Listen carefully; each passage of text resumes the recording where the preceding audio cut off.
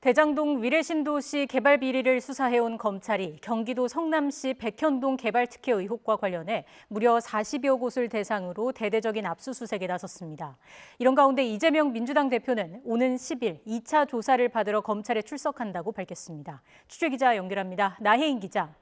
네, 서울중앙지방검찰청입니다. 네, 백현동 압수수색 상황부터 전해주시죠.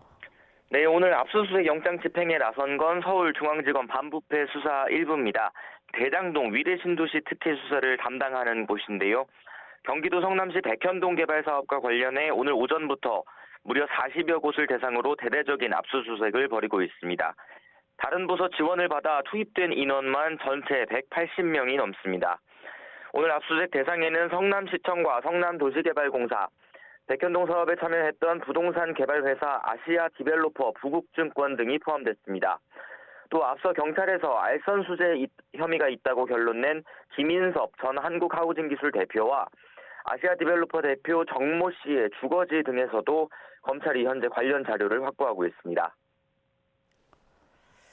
김인섭 씨는 이재명 민주당 대표의 측근이라고 지목된 인물이죠.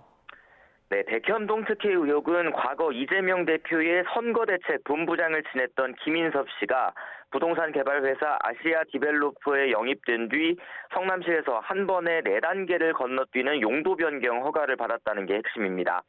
앞서 이번 사건을 수사한 경찰은 김 씨가 이 과정에서 모종의 역할을 하는 대가로 시행사 지분을 받기로 했다고 보고 알선 수재 혐의로 검찰에 송치했습니다. 이후에도 경찰에는 당시 성남시장이었던 이재명 대표와 정진상 전 정무조정실장, 유동규 전 본부장 등의 업무상 배임 혐의 같은 사건이 남아 있었는데 검찰은 한꺼번에 수사할 필요가 있다고 보고 경찰에 이송을 요청했습니다.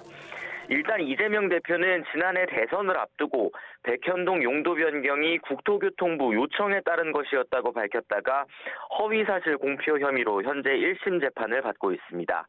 검찰은 백현동 땅 용도 변경은 국토부의 외압 때문이 아니라 이 대표가 자체적으로 검토해 결정했다고 판단했습니다. 또 이 대표의 최측근 정진상 전 실장 역시 경찰 조사에선 김인섭 씨와 연락한 적 없다고 진술했지만 백현동 사업이 추진되던 시기 1년 동안 115차례나 통화한 것으로 드러났습니다. 따라서 오늘 압수수색 대상에도 대장동 뇌물 혐의로 구속된 정 전 실장의 구치소 수용 거실도 포함됐습니다.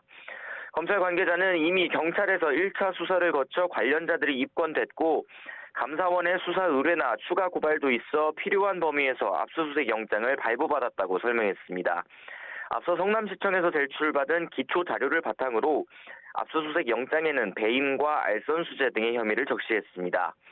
검찰은 백현동 사업 당시 용도 변경 특혜뿐만 아니라 임대주택 비율이 줄고 시행사가 애초 기부 체납을 약속했던 부지가 가치가 떨어지는 원형 보존지로 바뀐 경위 등을 파헤칠 것으로 보입니다. 네, 이재명 대표는 일단 대장동 의혹으로 2차 검찰 조사를 앞두고 있는데 출석 날짜를 밝혔죠. 네, 오는 10일 이번 주 금요일입니다. 더불어민주당은 이 대표가 10일 최고위원회의를 마친 뒤 오전 11시쯤 서울중앙지검에 출석하기로 했다고 밝혔습니다. 민주당은 이 대표가 주중에는 당무와 국정에 집중해야 해 주말에 출석하겠다는 입장을 여러 차례 전했지만 검찰이 평일 출석을 강경하게 고집했다며 민생을 챙겨야 하는 당대표의 사정을 애써 외면하는 태도가 유감스럽다고 덧붙였습니다. 이어 이 대표는 이번 추가 조사에서도 첫 조사 때 제출한 서면 진술서 내용으로 답변을 가름해 방어권을 적극적으로 행사할 방침이라고 전했습니다.